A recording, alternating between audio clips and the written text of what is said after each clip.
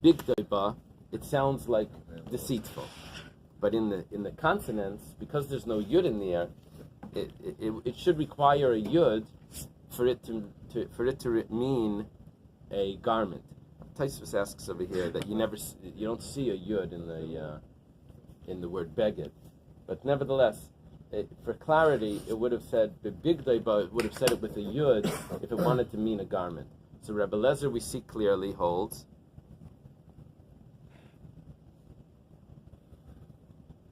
Rabbi Lezer says that it means that we look at the... It's the opposite of what he said before. That we look over at there, he the... said Trumos, he looks at the actual words. He looks at... Here, he's not saying the words. Oh, Rabbi Lezer says, Trumoisai, that you look at the... Word. That you look at the vowels. Right. Trumoisai, you look at the vowels. Over here he says you look at the consonants. So we have a problem. What does Rabbi Lezer hold? It's called, in the Gemara, it's called Yeshem Lemikra or Yeshem Lemasiris. Mikra means the way it's read, the vowels, and Masiris means the Masoretic text. We have to say that the machlekes is different. Rabbi Shua Savar Haru'iyalach Shemar. V'shein Haru'iyalach Leiter Shemar. It says, Es Mishmeres Trumaisai, what you could be able to eat that you have to guard. But once it's in doubt, then you don't have to guard it. Rabbi Lezer Hanami Ruyahi. Rabbi Lezer has, listen to this. Rabbi Lezer says this is fit. Why is this fit? This is eligible to be eaten. Shema Yave Eliyav Yitarena. Eliyahu Hanavi is going to come and it's fit to be eaten. Isn't this amazing? That this is considered fit to be eaten because Eliyahu Hanavi is going to tell us that it's fit to be eaten. Any second.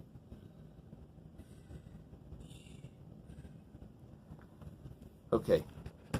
Amar Rav Yehuda Amar Shmuel Halacha Rav Shimon. We said in the Mishnah that Rav Shimon holds that Davar Sheina Meskaven is mutter. If you don't intend to make a mum, then it's not considered like you made a mum. You're not allowed to make a mum in a sacrifice. Here you're not intending to make a mum. The animal has an illness. In order to cure its illness, you have to let blood. Sometimes letting the blood may be causing a mum. Rav Shimon says, don't worry about that. That's not your intention. Comes along, Rav Yehuda Amar Shmuel says, Allah is like Rav Shimon. Maskav Rav Menachem Bar Yitzchak. Rav Menachem Bar Yitzchak asks, hey Rav Shimon, which Rav Shimon are you referring to? Rav Shimon in the Mishnah says that you're allowed to make the mum there because you're not intending it. Rav Shimon in the Brisa adds an extra phrase. Rav Shimon in the Brisa says, yes, you're allowed to make the mum, but he also says you're allowed to then go ahead, after you've made the mum, go ahead and slaughter it on the mum that you've just made unintentionally. No. If a Bechor has a mum, then the Kohen can go take it for himself and just slaughter it. So Reb Shimon holds, in the Bais, Reb Shimon adds that not only are you allowed to do bloodletting in a place that's going to cause the mum, because that's not your intention, you're even allowed to then go and say, oh, what do you know? There's a mum. Now we can take it home and slaughter it at home. Reb Shimon adds that in. So when it says over here, the Allah is like Reb Shimon, is it Reb Shimon of the Mishnah that doesn't say that added part, that you can then go take it home and slaughter it, the Kohen? Or is it even the Bais that you can then go and take it home? So hey Reb Shimon, Eily, Reb Shimon de Masnisen, if we're talking about just Reb Shimon of the Mishnah that says Davar Sheina Meskaven, if something that you don't intend is permissible, Ad Hashta LaYashmin and Shmuel Davar Sheina Meskaven Mutter. This is the first time that Shmuel tells us that he paskins like Reb Shimon. We always know Shmuel always paskin like Reb Shimon. It says V'ha Reb Chia bar Ashi Amar Rav. Reb Chia bar Ashi says in the name of Rav Halacha Rab Yehuda. Rav Chanan bar Ashi Amar Shmuel Halacha Reb Shimon. We know that already. One student said the halacha is like. One student said in the name of Rav the halacha is like Rab Yehuda. The other one said in the name of Shmuel that the halacha is like Reb Shimon. If you want to remember this, the shin from Shmuel is Reb Shimon. And I don't have a yud in Rav to tell you that it's Rab Yehuda, but okay. Rab Chia bar Ravin Masni B'lei Gavri, and Rab Chia bar Ravin taught this same halacha just without those students of Rav and Shmuel, and he says, Rav Amar Lachik Rab Yehuda, Shmuel Amar Lachik Rab Shimon. Rav says halacha is Rab Yehuda, and Shmuel says halacha is like Rab Shimon. And this is relevant in a lot of things. It's relevant for Shabbos. Ella Rab Shimon de Brais, Rav Shisha Brei de Ravid. Ella Rab Shimon de Brais. Rather, it's Reb Shimon of the Bais. In other words, here, we're not just saying that the halacha is like Reb Shimon, that davar she'eino miskaven is mutter. We're adding an extra point here. Here we have a big chiddush. That not only is davar she'eino miskaven something that you don't intend to do, it's just happening automatically. Not only is that mutter, but you're even then allowed to go and take this animal and say, oh, what do you know? It has a mum, and shecht it in your house as a bechor with a mum. Rav Shisha Breder Rav Idi Masni La Behedya. Shisha Breder Rav Idi, he teaches this explicitly. Amar Rav Yudah Amar Shmuel Halacha Reb Shimon de Braisa. He doesn't deduce it by saying what else is Shmuel saying. He taught it specifically that this is taught that halacha is like Reb Shimon of the Braisa. Okay, now we have another mission that says Hatzayrim Oisin Bebechar Reza Leishchadei Lamis. If someone makes a blemish in the ear of a bechar on purpose, so you're never allowed to slaughter this animal in the house. The kohen is never allowed to take it home and slaughter it because he did it on purpose. Divrei Rabbi Eliezer. This is the words of Rabbi Eliezer.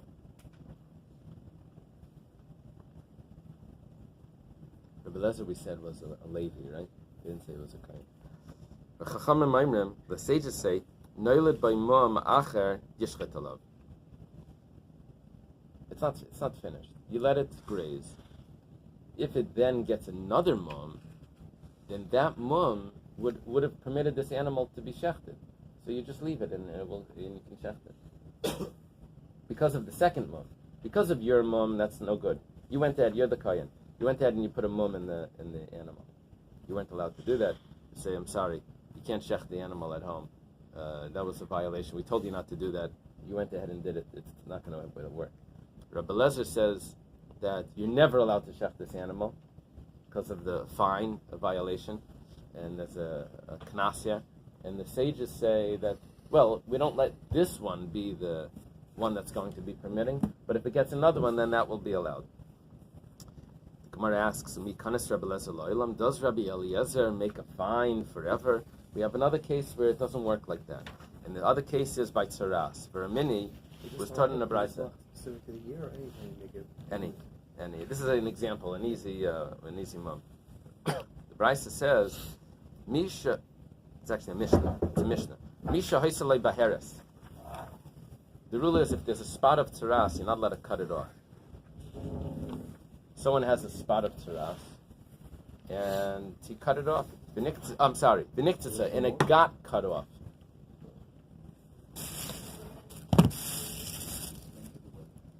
And it got cut off.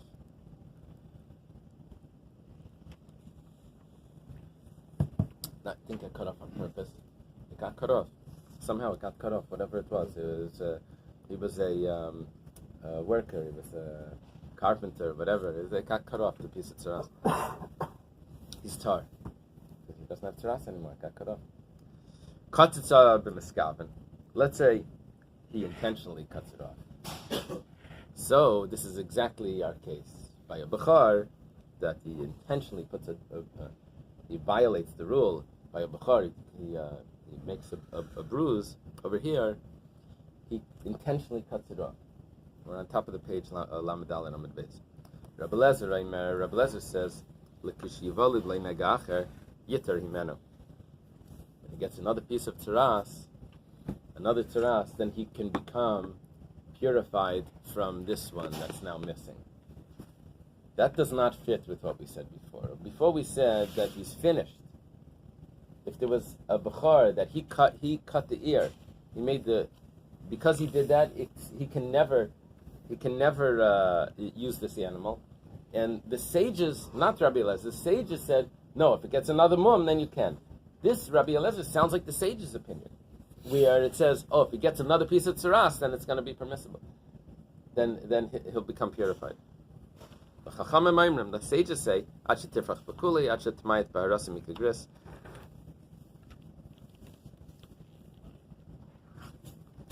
sages over here say that if he gets more tzaras, and this tzaras spreads everywhere, the rule is that if tzaras is in the whole body, then he becomes tar. If it spreads everywhere, then he becomes tar. So over here, the fact that he cut off the taras is not the part of the purification. It's the other taras that he has, or so that would be that would consider him purified. Because even if that taras was still there, he would still be pure. Or if before he cut it off, it diminished the size, then that would be okay. Okay. So this is our problem. Problem is that Rabbi Eliezer doesn't fit. Rabbi Eliezer over there says we put a fine on eternally, and over here we say no. If he gets another piece of tzaras, it goes away. So Rabbi and Rabbi Yosef Damri Tavaya. Rabbi and Rabbi Yosef both say. Rabbi and Rabbi Yosef are the center here of the Amarayim period. Rabbi and Rabbi Yosef. Rabbi and Rabbi Yosef. They say that Kikanis Rabbi Eliezer, going back to Rabbi Eliezer's opinion, when did Rabbi Eliezer make a knas? B'mamaynai. That's in his money. That means in his animal. B'gufa like kanis. But not in his body. And the explanation is interesting. It goes like this. It's possible, look, he has an animal here that he can't use. He can't use the animal. Why? Because it's a carbon, it's a bechar. So what does he do? He goes ahead, he puts a mum in it. Then he goes to the chacham and says, is this good? Look, there's a mum in it. Chacham says, no, you put it in, it's no good. Let's say he can then go and let it graze and get another mum. So what did he lose? Nothing. It didn't have a mum before. And when he put the mum in, it didn't work, but it got another mum, so now it's fine.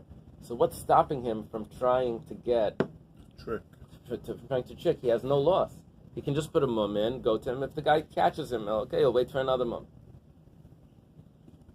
So therefore, Rabbi Eliezer over there says, you can once you're caught, you can never use this animal. It's a knas. So it's a knas forever. On the other hand, by taras, he has taras. So what's he going to do? He's going to cut it off. He's going to cut it off. Do we need to say that he's never going to become tar? All the kohen has to say is that the kohen has to say, I'm sorry, you're not tar right now. You're not tar right now. And so what's he going to have to wait for now? He's going to have to wait to get taras again? How does he know he's going to get taras again? It's not like there's no loss. There's a huge loss over here. Because it could have healed, and now it's not here to heal. So in his body, he's never going to do that. It really has to do with, are you going to take such a stupid risk? Well, there's a risk here that's much greater, because over here you need a new tzaras to come, which he doesn't know what's going to happen. In this, on the other hand, over there, over there, there's no loss, because another mum, he'll just leave it. He's not losing anyway. Okay, Amar Rava, the Rabbi Eliezer, the Rabbi Eliezer kasha, the Rabbanan like kasha. You just made a contradiction here in Rabbi Eliezer regarding if you put a fine on forever. By the Bechar, you put the fine on forever, and by Tzaras, you didn't. What about the Rabbanan? The Rabbanan over there, by a Bechar, don't put the fine on forever. The opposite. They say that if there's a mum, it goes away. If there's a second mum, then it's fine, you can eat it. And over here they say that another Tzaras is not going to work. So it's a kasha on the Rabbanan as well. Because Rabbi Eliezer didn't match with Rabbi Eliezer, and the Rabbanan don't match with him. You can always say it's a different Rabbanan. But the Gemara wants to explain the actual difference. Ela de Rabbi Eliezer, de Rabbi like kasha kitashanina. I agree with you. Rabbi Eliezer and Rabbi Eliezer gave a good answer, that there's a big difference between his body and his money. Rabbanan and the Rabbanan nami like kasha. But there's no question either on the rabbis. Why? Hacha b'mai diavad kansu. Hacha b'mai diavad kansu. It's like money of your life. All right. Okay. By the Bechar, he put a mum in it. They say that doesn't work. By the Tzaras, he cut it off. They say that doesn't work. They're doing exactly the same thing. The cutting off the Tzaras isn't going to help, and the putting the mum doesn't help. But anything else will help. So in other words, by getting another piece of Tzaras, we're not going to purify the old tsaras. That old tsaras, we're not ever going to purify. That's what the rabbis are saying, because you cut it off. So in other words, the rabbis are not contradicting themselves. They're just saying that you didn't help by cutting that off, and now you still have it. What did he intend? L'mishrei, b'hai muma. He intended to make it mutter with this mum. B'hai muma kansur rabbanan. The rabbi said this mum isn't going to. That's by the Bechor. The b'hai muma loy lishtrei. That this mum is not going to make it permissible. You have to wait for another one. V'hacha b'may David kansua. And over here it's the same thing. He wanted to become pure by cutting off the tzaras. By katzitza kansur rabbanan. With this cutting it off, the rabbis don't allow it, and therefore he needs to get tzaras on his whole body for it to be permissible, because we consider it like it's still there. Okay, we'll stop over here.